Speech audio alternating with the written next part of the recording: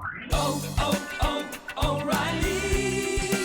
You need parts? O'Reilly Auto Parts has parts. Need them fast? We've got fast. No matter what you need, we have thousands of professional parts people doing their part to make sure you have it. Product availability. Just one part that makes O'Reilly stand apart. The professional parts people. O'Reilly Auto Parts.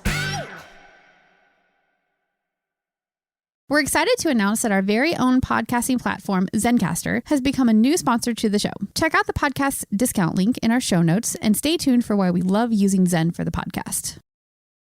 You're listening to the Archaeology Podcast Network.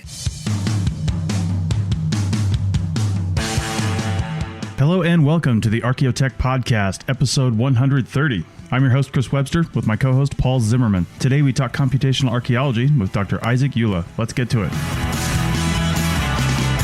Dr. Isaac Ullah is an associate professor of anthropology at San Diego State University. He studies the long-term effects of human land use decisions and the bidirectional feedbacks between humans and environments. He is particularly interested in early farming and pastoralism and how these first food-producing socio-natural systems evolved over time. He's a computational archaeologist and uses a combination of traditional archaeological and geoarchaeological approaches in connection with GIS, computational modeling, and computer simulation to investigate the dynamics of these systems. His work is largely based in complex adaptive systems theory perspective. All right, welcome back to the podcast, everybody. Paul, how's it going? Doing okay. It's a little crazy here in New York lately with all the rioting, but I'm safe and healthy, I think. So how are you doing, Chris? Yeah, I mean, I thought we'd be mentioning coronavirus every episode this year, but now we've got new fun things to talk about, and that's rioting. So it's June 2nd as we're recording this. I'm always mentioning the date this spring leading into summer because things in the world change so quickly these days. I want people to know what's going on in the world when we're recording this because we usually release about a week and a half post-recording. So yeah, crazy times. But you know, that gives us time to do some interviews. We've got a lot of people accessible to us because they're either working from home because of the virus or other reasons. And that gives us a lot of good chances to talk to people in this crazy time where most people are going to be starting field work. I think a lot of field work has just been canceled. So we might have some really good stuff coming up this summer as a byproduct of that. So there's always a silver lining. But our guest today, as I mentioned in the introduction, is Isaac Ullah. Isaac, welcome to the show. Thank you, Chris. Good to be here. Hey, no problem. So thanks for coming on. Why don't you just fill in our listeners? What is your research about? What are we talking about? I mean, I read your bio, but what is your research that we're going to talk about today? Yeah, so I call myself a computational archaeologist, and I also do regular archaeology. I'm a geoarchaeologist and a specialist in land use. But what I do a lot of is the use of computers in archaeology, and particularly what I focus on is simulation modeling and computation, which is, I think, kind of an interesting subset of the way computers are being used, have been used in archaeology, and a little bit different from the general sort of digital archaeology that I think you guys talk quite a bit about to great effect on this particular show. So I'm hoping today to talk to you guys just about this slightly different approach to doing archaeology and using computers. So where do you typically get your data sets for this stuff? Are you out collecting field data or using published data sets from other researchers? Yeah, so it's a combination of all of that. And kind of the interesting thing and a little bit about what's different about simulation modeling in archaeology is that you don't necessarily need to have traditional data sets the way I think most archaeologists think of them. They think about tab delimited files, numbers and spreadsheets and doing statistics and that kind of stuff. Of course, we can use that, but we use it to get inspired, right? So what we're doing typically is creating models from first principles, meaning we take what we think we know about the past and about human behavior, and we create these simulation models so that digital agents are programmed with logic that derives from the theory of human behavior, and we put them in settings and scenarios that are inspired by archaeological cases, and then we actually let them play out, making decisions using logic that we pre-programmed, acting on information in an environment that has been sort of parameterized from archaeological or ethnographic case studies. And we sort of watch how these agents interact with themselves, with their environment, and see the behavior sort of unfolding in computational time, which is a sped up, very simplified version of like reality or real time, So we basically simplify the world, we put it into a computer and we let it run so that we can see the behavior that would make an archaeological record. And then we go back to the real data sets and we compare. Okay. So that's interesting. You distinguish between computational archaeology and digital archaeology. Are you equating then what you're doing with modeling as basically computational archaeology, or is there some broader meaning of one or the other that I might not be aware of and maybe our listeners would like more explanation of? Well, I'm glad you asked that. I've actually thought quite a bit about this over the years. I have a sort of small blog on my website. I made a post, several months ago, basically trying to disentangle those terms. If you do a Google search for digital archaeology, you'll find a lot of stuff. Several pages of unique hits. You do a Google search for computational archaeology, you basically get one page. My blog post has moved up in the ranks. Obviously, when I wrote it, it wasn't there. So there was basically 5 hits that you might get back when I wrote it. And I think the confusion comes from the use of computers, So everyone who's doing digital archaeology, everyone who's doing computational archaeology, we're all using computers and we're doing it in the realm of archaeological research. And I think there's certainly an overlap between them, but the way I distinguish them is that I see digital archaeology, if you need to put a boundary around it, is in sort of like the digital curation of archaeological data. And that can include 3D scans, that can include base GIS work, that can include like LiDAR survey, aerial photography, photogrammetry, all of the really fun stuff. And I do a lot of that stuff in my research as well. And then I see computational archaeology as the analytical part of that, as in we are either interrogating archaeological data with advanced statistical methods that require computation. So I'm thinking specifically about machine learning, artificial intelligence, that kind of stuff, deep learning on massive big data sets, that kind of thing. And then I'm thinking about simulation modeling and manipulation and other kinds of modeling, including things like GIS modeling, predictive modeling, and basic algebraic regression models and that kind of stuff. I put that more in the realm of computational archaeology. And I sort of separate the two because I think you kind of have to specialize a little bit. You definitely will do a bit of both if you're a digital archaeologist or if you're a computational archaeologist. But there is a specialty that's sort of emerging in simulation modeling, especially, I think. Yeah, I think that's a good distinction to make too, because I've been a big proponent of what I've just called digital archaeology. And to be honest, what that really amounts to is just not using paper to record archaeological sites in the field sometimes. Right. And that's what we've called digital archaeology. And I think that's a good distinction because some of the things that Paul and I have talked about in the past were the fact that at what point are we going to lose the word digital on archaeology? And it's just implied, that archaeology is inherently digital in what we do. I mean, we dig in the dirt, we do things, we walk in the desert, we do all kinds of stuff. But all of that has some sort of digital component or tool set to it that we're using. And more often, as we're talking on this podcast, people are using computational methodology like you're talking about here to also just be part of their regular routine, not some one-off that a grad student is doing because they have to find original research.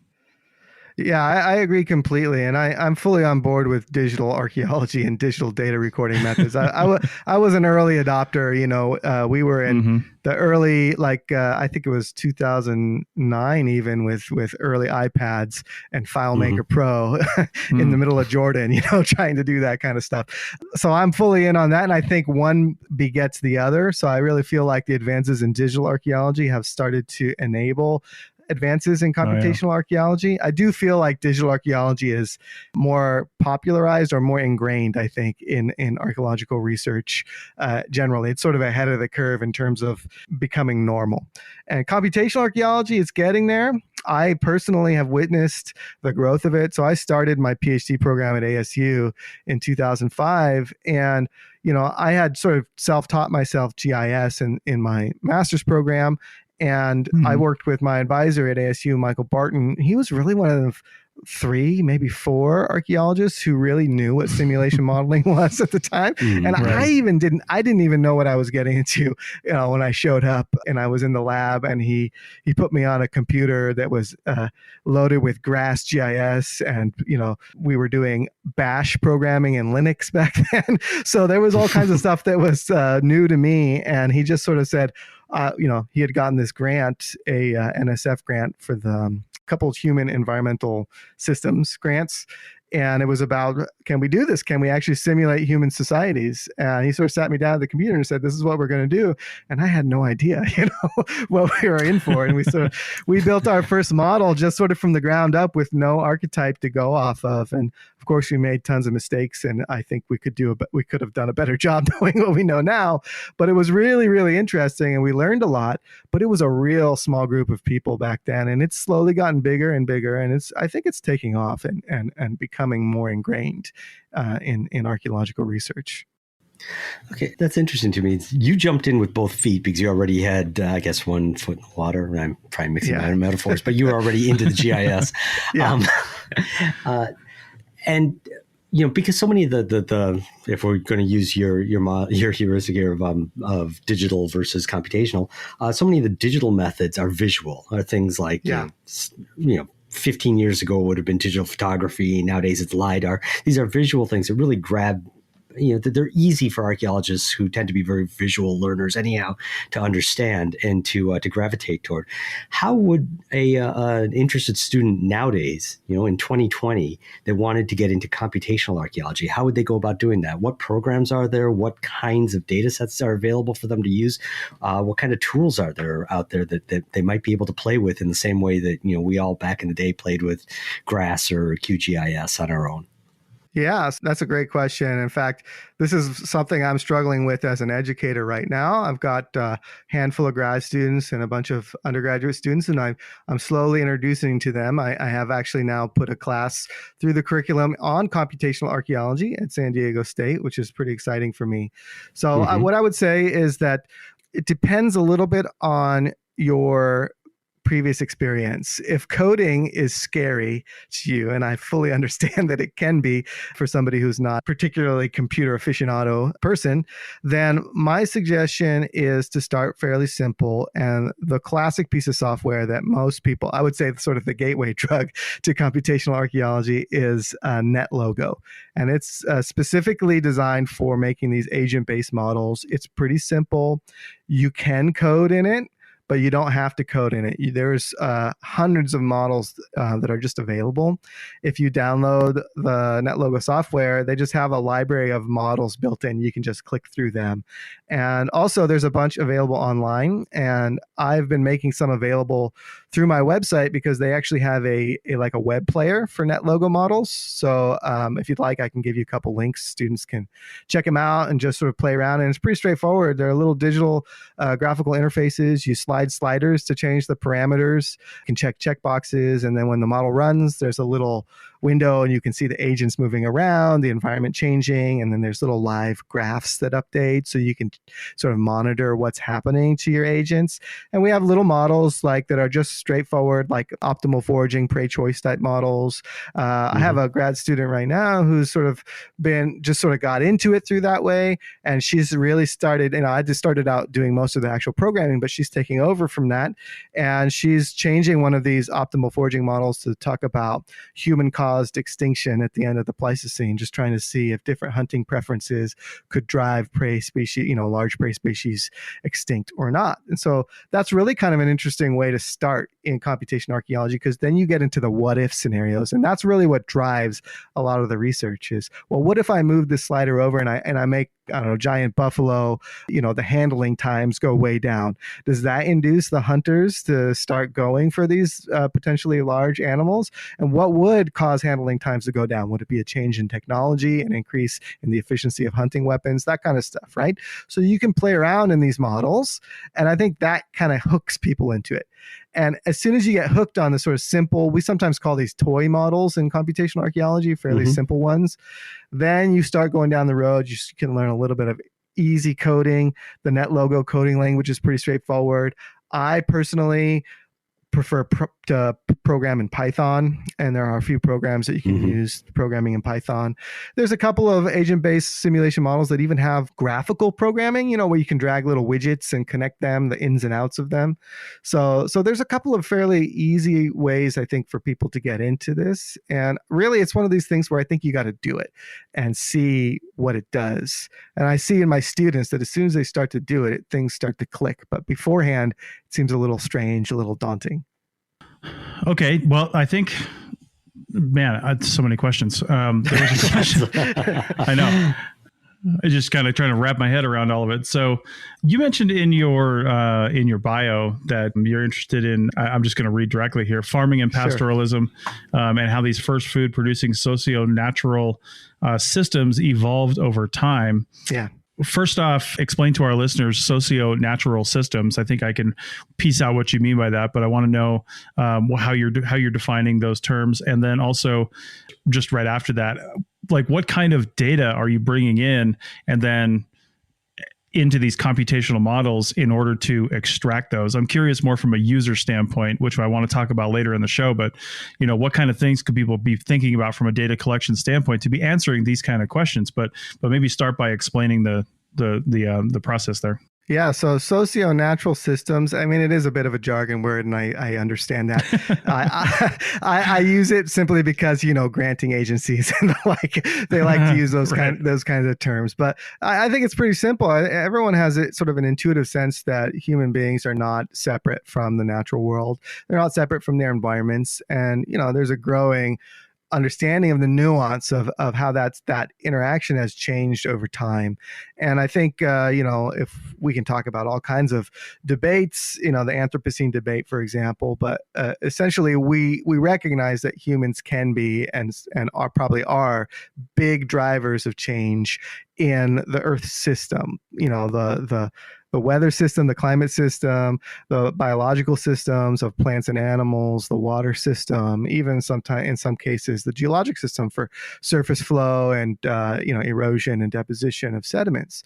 And so what we mean when we say socio-natural, it means that human social systems, human societies are in fact embedded in natural systems, have impacts on those systems, and in fact those systems then feed back and impact human systems. So it's a bi-directional set of feedbacks. You can't take human societies isolated from natural things like climate and erosion and biological change. They all interact together, and we have to study them together. So that's my explanation of socio-natural. The kinds of data that we collect, as I mentioned, we still do field work. We always do field work as a component of our research. And I'm a trained geoarchaeologist. I have a background also in the geosciences. So a lot of my focus has been on erosion rates and how human impacts to vegetation over time have impacted or changed erosion and deposition rates in parts of the world. So I do a lot of landscape scale survey, and then we do a lot of soil coring, and we do a lot of looking for ecofacts and other proxy records for looking at past environments. So a lot of environmental archaeology. But, we've also surveyed for land use patterns. That's a big source of our data, just to get a sense of where people were and what they were doing in different parts of the landscape at different points in time. I do a lot less excavation these days than I think most archaeologists might do, simply because I don't not think excavation data is unworthy. It's just that it gets really, really detailed and takes a lot of time to run excavations. And I just don't have that space, in my research profile at this particular moment. And I trust my colleagues to do that kind of work. And I definitely use some detailed information. So for example, I did a lot of work early on, especially in the Neolithic in the Near East and Jordan. And I have done excavations. I work with a team at the University of Toronto who's doing a lot of work there.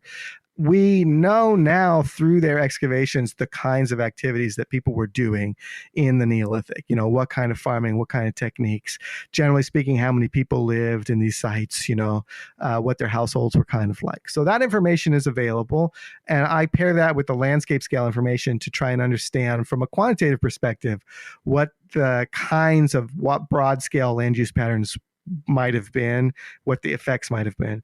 And then we use the models to test those ideas to see, well, what if people were tenuring land in this way, right? Passing it from generation to generation. Or what if it was relinquished when someone dies and it became a free grab again? What would that impact would have, So I think those are the kinds of information I'm using. Other people focusing on, let's say, hunter-gatherer societies would look at slightly different pieces of information, but it's definitely, you can take fairly traditional archaeological data and bring it into these models. It all depends on how you design your model, the kinds of particular data that you need. Sure. All right. Well, that is a good spot to take a break and chew on all this information, and then we'll come back and continue this discussion with Isaac Ullah. Back in a second. Chris Webster here for the Archaeology Podcast Network. We strive for high-quality interviews and content so you can find information on any topic in archaeology from around the world. One way we do that is by recording interviews with our hosts and guests located in many parts of the world all at once. We do that through the use of Zencastr. That's Zencastr. Zencastr allows us to record high-quality audio with no stress on the guest. Just send them a link to click on, and that's it. Zencastr does the rest. They even do automatic transcriptions. Check out the link in the show notes for 30% off your first 3 months, or go to zencastr.com and use the code Archaeotech. That's ARCHAEOTECH. Hey there, entrepreneurs. What's the easiest choice you can make? Outsourcing tasks you hate. What about selling with Shopify? Shopify is the global commerce platform that helps you sell at every stage of your business. From the launch your online shop stage to the first real-life store stage, all the way to the did we just hit 1 million orders stage, Shopify's there to help you grow. Whether you're selling scented soap or outdoor outfits, Shopify helps you sell everywhere. With their all-in-one e-commerce platform and in-person POS system, Shopify's got you covered. Shopify helps turn browsers into buyers with the internet's best converting checkout, 36% better on average. Plus, you can sell more with less effort thanks to Shopify Magic, your AI-powered all-star. I love how Shopify gives you everything you need to take control and take your business to the next level. Sign up for a $1 per month trial period at shopify.com/dax, all lowercase. Go to shopify.com/dax now to grow your business, no matter what stage you're in. That's shopify.com/dax. Hi, welcome back to the Architect Podcast, episode 130. Today we're talking with Dr. Isaac Ullah about his use of computational archaeology and what that means, and the various kinds of tools and things that he's doing with it. Now, you were talking in the last segment about socio-natural systems and using the words modeling and testing. And I think it's in that last little bit that the magic happens here. But I was wondering, what is special about computational archaeology as a general broad umbrella methodology that makes it so appealing to you, and I would guess you would probably argue useful for others as well? So what I would say to that is that when we do traditional archaeology, and I'm including digital recordation methods in that because, we're just recording the archaeological record. What we're doing is recording a fraction of the small amount of evidence that happened to get recorded and not deleted in the sedimentological record of a place that is just one place among many places, and of a time that's just one time among many times. And so the story that we're recording is a fragmented snapshot of just one possible way that things could have played out. And just because it played out that way in reality doesn't mean if you rewound the clock and started again at any particular point in time, any particular place, that it would have played out the same way. And the reason is that there is a lot of stochasticity, a lot of randomness, and a lot of chance in the way I believe the world works. And we have these issues called equifinality and multifinality, meaning that different processes can lead to the same result, that's equifinality, or the same process can diverge into wildly different results if you play it over, and that's a multifinality. So that's a part of something called complexity science that really grounds the theory, I think, behind a lot of what we do in computational archaeology. And what we can do in the computer is to program a real simplified version of a reality, of a case, of a place, of a time, of a set of things that people were doing, the way they made decisions. And we can run through that scenario hundreds of times, allowing that randomness to happen. And what we notice is that depending on the way the system is designed or programmed and how the agents interact, some systems lead to a lot of multifinality, a lot of diversion, a lot of different possible results, and some systems don't. They tend to kind of converge on fairly stable solutions. But it's really hard to know which systems are going to do which until you do this simulation approach. So I think what happens in archaeological research a lot is that people get really invested in a case because archaeological research is hard and it takes a lot of time and money and effort and human hours to process all that data. And we can tell stories, and archaeologists love to talk, and we love to tell stories about our valley or our town or our site that we excavated, and we get really tied up in the story that we believe we can tell about what happened there. And we want to connect that to a broader story of humanity and how human cultures and societies change over time. And so we're in this sort of limbo land where we've got one tiny snapshot of one way that it could have turned out. And we're trying to extrapolate from that, how does human society work? How do cultures change? How does the world change in relation to humans interacting with their environments? And for me, computational archaeology and simulation science especially was a huge mind opener that we can take those little snapshots and we can get inspired by them, but we need to study all the possibilities in this sort of broader space that we can do in the computer that we simply can't do in reality. We can't run 100 different experimental archaeology, real life simulations of people farming, over 100 years. It's just not possible to do. But we can do that in the computer, and we can see which systems tend to become stable, and if it's stable in a good way, a way that seems to be sustainable, or if it leads to unsustainability, or if it's one of these things where it's like all kinds of possibilities. People can be fine, populations can go through the roof, or people can crash out, expending out all of the fertility in the soil, for example, after a couple hundred years. And we say, well, that's a real unstable space, and maybe we don't want to engineer future societies or, to be in that space. Maybe we can use that study derived from the past to inform our present and future decisions sort of moving forward. Wow. So you're using it, or you see it, I don't want to use the word utopian, but that's what I'm going to use. You see it in this very idealistic, that's the word I was looking for, idealistic way. I agree. It can be used not just to better understand the past, but also to better model the future or propose models for the future. Yeah, my research team has published a couple of papers on that, like using the past to inform the present and to build a better future. And I'm involved in some of these sort of highish level think tank type organizations that are trying to do that. And it's not just archaeologists, it's modelers from across many disciplines who are trying to use or leverage modeling to be the tool that we can use to help engineer a better future. And I think it's important that we use archaeology properly. I think it's definitely, there are grounds where we could misuse it and abuse it in this realm. And it is a little optimistic. It's a lot of work. I'm still not 100% sure how we're going to go about this. I think obviously you all probably know there's a disconnect between scientists and politicians these days that we need to, I think, bridge that gap for our information and our methods to actually be making some impacts.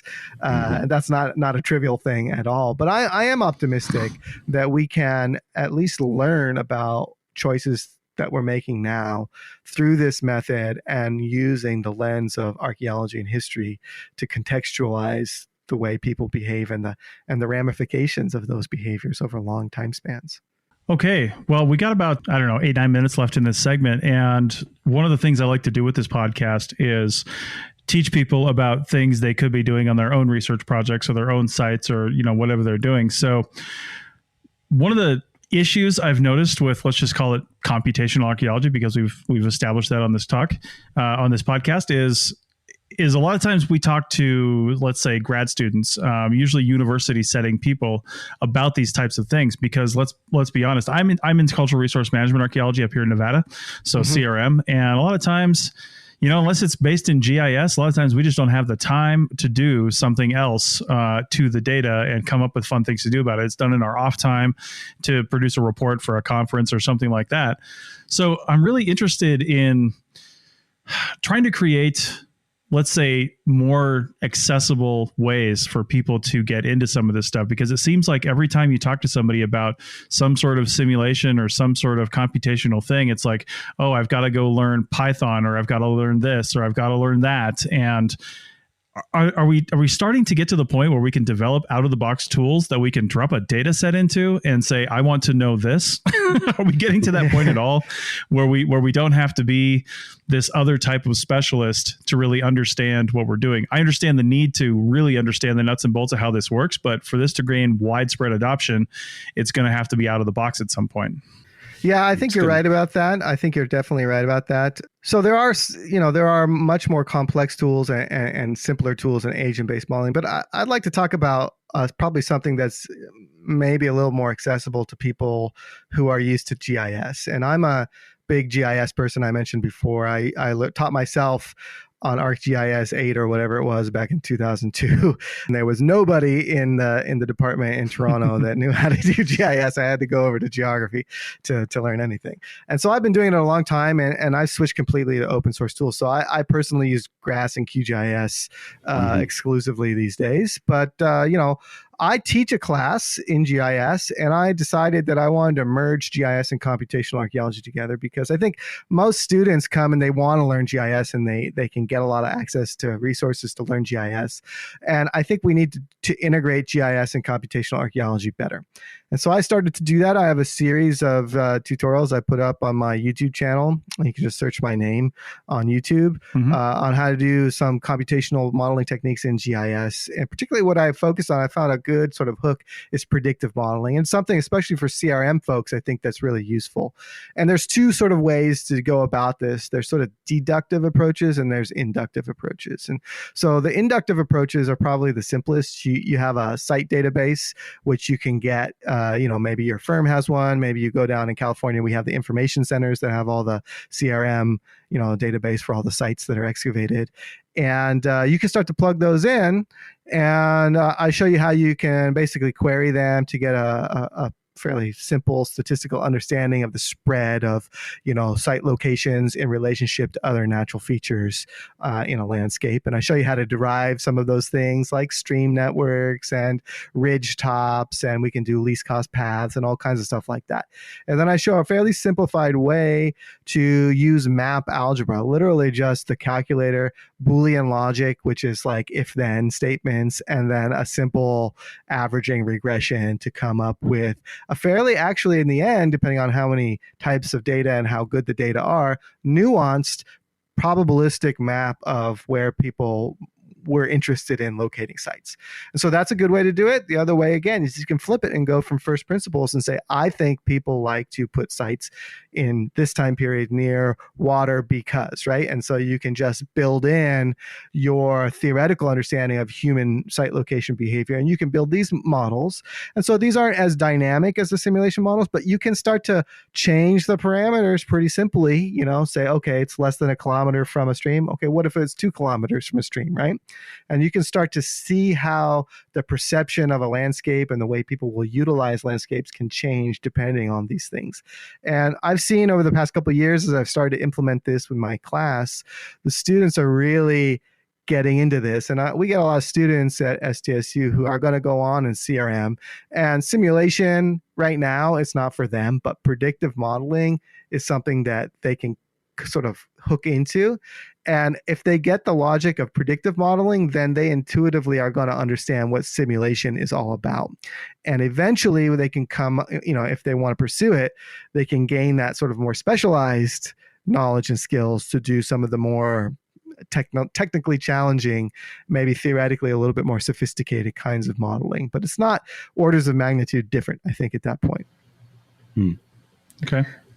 I want to run back to something that you said in there, kind of in passing, but I suspect that it underlies a lot of your approach to it. Now, most of the guests that we have on here talk about different open source tools, and we talk about them ourselves quite a bit. We're big proponents of open source software. Yeah. The only non-open source things that pop up a lot in our conversation are things like Photoshop or ArcGIS or Metashape. Right. But you'd mentioned both QGIS and GrassGIS a couple of times, and and you have on your blog different GrassGIS modules, which just really makes me very happy to see, because that's one of the things that a lot of users of open source tools seem to fail to do, which is contribute back into the open source ecosystem. Definitely. So you have a number of ones here for catchment, viewshed, a number of things that we've all seen before. Modules for Grass 7. Now, Grass is certainly not the most friendly of open source tools. It's getting more friendly. I would say it's definitely getting more friendly. I did a big chunk of my dissertation in it, and it and I wrote it in LaTeX, which was just like piling on everything. All these wonderful open source tools from the old school of open source, which was beat you over the head with it. Anyhow, could you maybe want to round out this discussion a little bit and talk about some of the different kinds of open source tools that you use, initiatives that you support, or approaches to teaching your students using open source tools? Because I think that's an important thing to bring into the conversation. Yeah, so years ago, I went fully open source. In fact, I'm talking to you right now through a Linux laptop. I don't use even my operating system, right? It's fully open source. I try my very best to limit everything I do to open source software, and I do try to contribute, and I encourage my students to do that as well, whether it's just reporting, making bug reports, feature enhancement requests, or if they get to the stage where you can do some coding, that's awesome. So I use, like I said, Grass and QGIS. Those are like the core, I would say, of my workflow. Python, in terms of programming, for me is a Swiss Army knife, the glue that ties everything together. So all my programming, those modules you mentioned that I programmed, are all programmed in Python. And pretty much every open source project these days has a Python API to tie into it. So for me, that's the lingua franca that you can move from project to project with. Now, not all projects are like that. Some of them you need to know C or whatever it is. And I'm not that good of a programmer personally.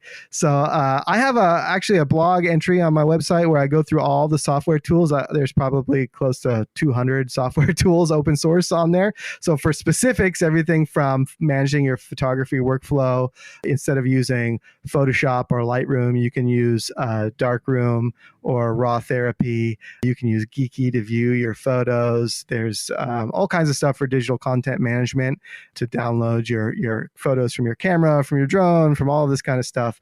I use Open Drone Map to do my 3D renderings from the drone flyovers.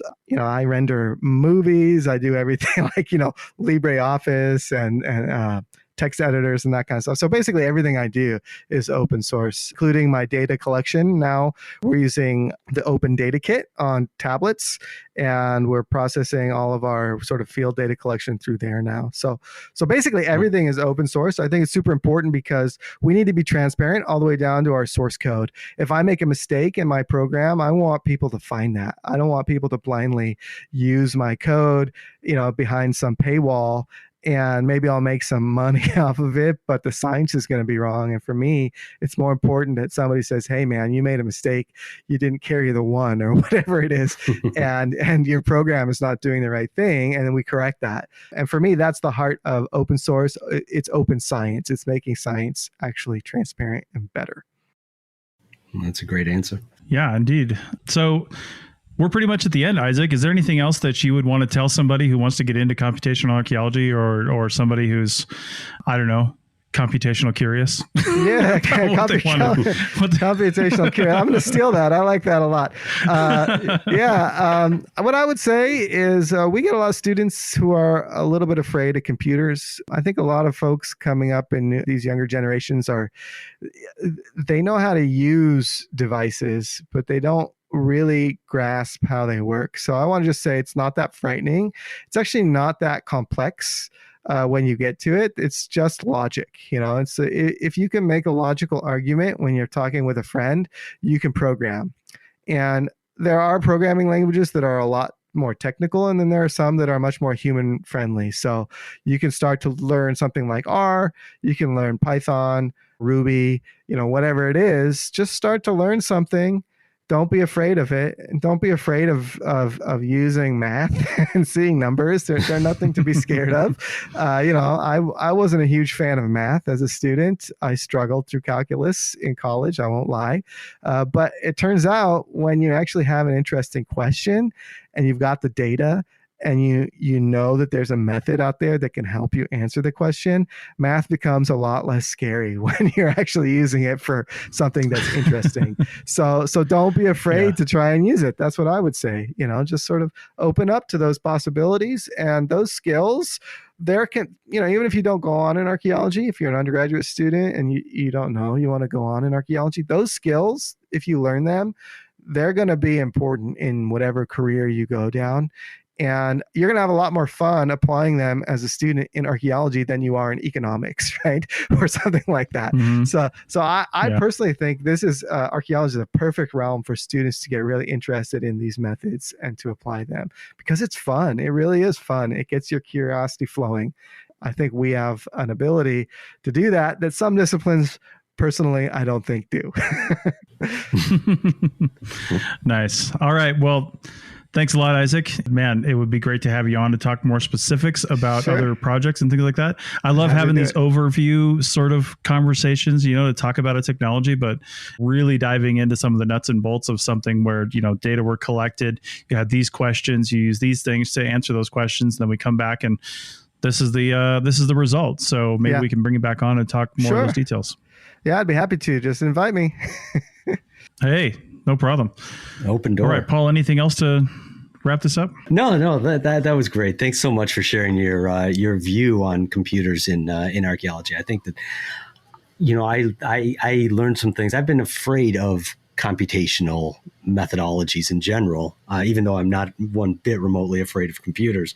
And so I think I'm going to try to take some of what you were saying at the end there to heart and actually start playing with some of these tools and see if I can broaden my horizons a little. Awesome. I'm really happy to hear that. Thank you guys for having me on. I've had a lot of fun today. Thanks for coming. All right. Thank you. Take care. Paul and I will be back in just a second to wrap up this episode. Back in a minute. You may have heard my pitch for membership. It's a great idea and really helps out. However, you can also support us by picking up a fun t-shirt, sticker, or something from a large selection of items from our TeePublic store. Head over to arcpodnet.com/shop for a link. That's arcpodnet.com/shop to pick up some fun swag and support the show. All right, welcome back to the Archaeotech Podcast, episode 130, and we're going to wrap up this discussion that we just had with Dr. Isaac Ullah. And Paul, I am noticing a theme that kind of came up with this episode where I mentioned that, the difference between digital archaeology and computational archaeology. We asked him that question, but then also recognizing what you and I have talked about before about really starting to take the word digital off of archaeology, because all archaeology really should and does have some sort of digital component, even if you're just talking about, using a GPS. I mean, that brings a digital sort of aspect. So, and digital really just means, electronics. It means computers. It means ones and zeros. So what does that mean? In 2020, that's literally everything. And I think it's more accurate.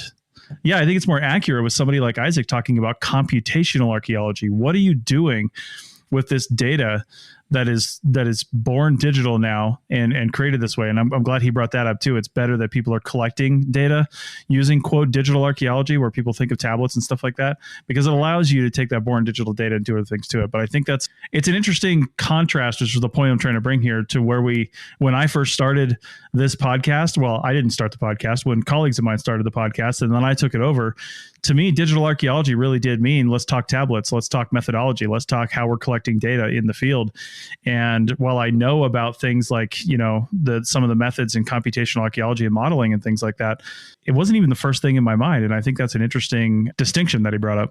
Yeah, I think it's really useful for us. I think that it actually helps clarify, like you were saying, it helps clarify why we kind of want to drop that word digital in digital archaeology. Mm-hmm.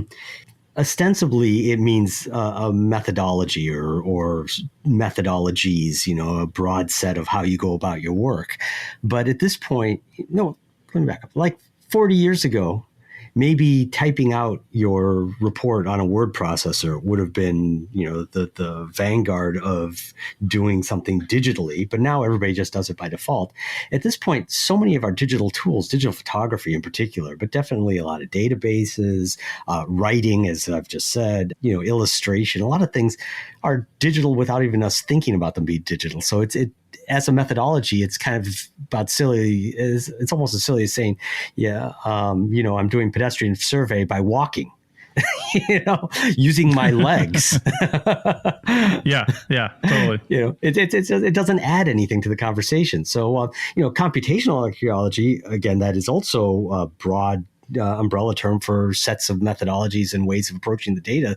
But I think that he's right. That's where the future is going to be for this, those of us who are doing archaeology digitally. It's not going to be so much in caring about the nuts and bolts. And I don't mean that in a bad way. I mean, in the to the point that it's trite way of how we collect and preserve our data. It's going to be in what then we do with it. And that's where the interesting stuff's going to happen. And that's why at the end there, when I was thanking him, I've been afraid, frankly, of a lot of computational methods. I'm not afraid of math. I'm certainly not afraid of computers, but, agent-based modeling, I have no idea where to start with that. Well, now I've got a few things that I might go play with and try out and see what happens next. But I think that's a good distinction, and maybe we ought to keep that in mind ourselves on this podcast going forward. Which isn't to say that if somebody wants to talk about their excellent LiDAR survey, I won't be totally thrilled to hear about it. Mm-hmm. The really specialness of it is becoming a little diluted, and that's a good thing. And we have to move that specialness somewhere else.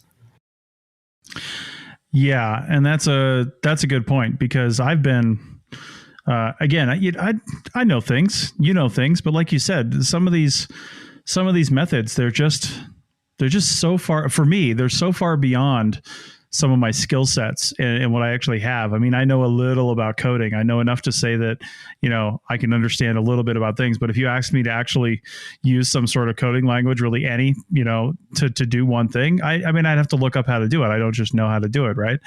But that being said, it really comes down to, like I was asking him, like, we need an out-of-box solution for some of this stuff. We need somebody to say, listen, this is the kind of information you're trying to get an answer to.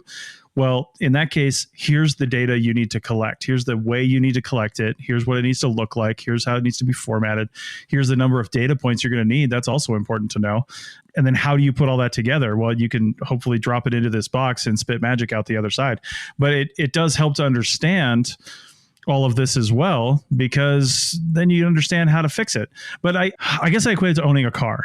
20 years ago, even 10 years ago, maybe, but 20 years ago, 30 years ago, I mean, I grew up with my dad just working on our junk car every day so he could get to work the next day. That's just how that worked, but he knew how to do that just because he was born in the 50s. I mean, he knows how to work on cars. They were basically relatively straightforward. Once you understood the components of an internal combustion engine, you could get out there, somewhat easily diagnose the problem. Maybe not easily, but you could diagnose the problem and even fix it yourself. I mean, the fact that we have those, what were they, like the Haynes manuals or something like that for? Those are the best. The Haynes and they Chiltons, would basically, but I like the Haynes ones. I have owned so many of those over the years. Yeah, but do they make a Chilton for a Prius? You know what I'm saying? Like, do they even do that? Because people aren't going to get in and like tinker with that as much as they did those older cars. And I think that's where we're going with archaeology and some of these computational methods. They're so complex for some people only because it's really outside of your wheelhouse and you just can't conceive of the individual components that go to make up this thing, that I don't want it to get to the point where it's a very small specialized subset of people. I think an out-of-box solution is something that someone should be developing. And I'm sure some of these do have something like that. Like, there's a lot of tools in GIS itself, a complicated machine, but there are out of the box solutions within GIS. If once you know that, you can say, well, let me plug these things in here and do this analysis. That's why we have GIS, but you still need a lot of knowledge of GIS. Well, I'm just going to push that analogy that you were making with the older cars just a little bit further here. There's been a lot of lamentation amongst car geeks, and I have at various times in my life been one, about how new cars are so hard to work on. You can't do anything unless you hook it up to the computer, which is entirely true. But it also, I think, misses the point for the vast majority of people, which it's not just that you're being locked out of making modifications or doing things. It's that you don't have to. Long gone are the days where you had to tinker with your carburetor because it was running a little rich this week. That is a good thing, Nobody really lost anything. Yes, if I really want to get a classic car and tinker with the freaking carburetor jets, I can do that. I'm a weirdo. Most people want to get to the store and back without having to do that. And so that's what we have to get to with our various tools. And I do think that, when it comes to like closed source, that's one of the things that always gets pushed by the big software companies. It's like, oh, you don't have to think about it. It just does its thing. I mean, Apple, it just works, right? And then the other side of that is the equivalent of people who like tinkering with the jets in their carburetor. But it seems to me that there's an emerging property, and he hinted to this too with GrassGIS, which has been around for decades, of these open source tools getting friendlier, getting smarter about how most people use them most of the time, so that you don't actually have to go and tinker with everything. And that gets more than to what you want, which is the out-of-the-box solution, something that is well tested and vetted and understood from the point of view of the engineers and the software engineers and the archaeologists that have put together these tools and the models, but can then be used in a very simple way. And I don't mean simple in a bad way. I mean simple as in easy, by somebody who doesn't want to have to deal with all that crap, but just wants a good, sound answer to a question that they have. Right. Indeed. So I don't know. I think we're going in a good direction. I think it's all getting much more exciting every year we talk about this, but what I'd like to hear from people listening to this is exactly what I mentioned at the end there. We're starting to come around to where we've talked about a lot of different techniques, and a lot of times we do talk about actual application of those techniques. But I think for people to really understand how they can use this stuff, and Isaac did a fantastic job of explaining some of this and how he's using it and how he's used it in the past. But it'd be nice to hear more examples of people that said, I have a question. Here's how I answered it using computational archaeology, and understanding what the nuts and bolts of that was. If you're listening to this and you're in that situation and you use some seemingly simple method, even to you, because you're knee deep in it and you understand it, other people really don't understand how that works. And they don't understand how it can benefit what's possibly a data set that they already have. And I'll bring up CRM again. There's a lot of data collected with CRM, and it's possible that there are some computational methods out there that could be used on existing data sets just by going click, click, click. Oh man, look what I just learned, right? Because we don't know as a group, we don't typically know unless we're, really have the time to do the research and read the papers and then try it for ourselves. But it'd be nice to hear some of these things so other people listening could be like, yeah, that's something I could use on my project, whether they're academic, grad student, or, CRM or whatever. So that's my ask for our listeners today. So anything else to add to this, Paul, or are we going to wrap this segment up? Well, I'm being kicked out of the building here, so I think we have to wrap this one up. That sounds like a good time to do that. So while Paul puts all his things in an office box and is shuttled out to the street. No. There's going to be a curfew in a couple hours, so everybody's leaving the building, and I was asked quite politely to leave. Oh, that's right. Yeah, you got to get home. So, all right. Well, thanks, Paul. And thanks again to Isaac. And I hope we can bring him on again sometime soon and talk about some of those projects he's working on. So again, contact us if you or comment here wherever you listen to this podcast. And let's get you on the show and talk about this stuff. Absolutely. Yeah, wash your hands.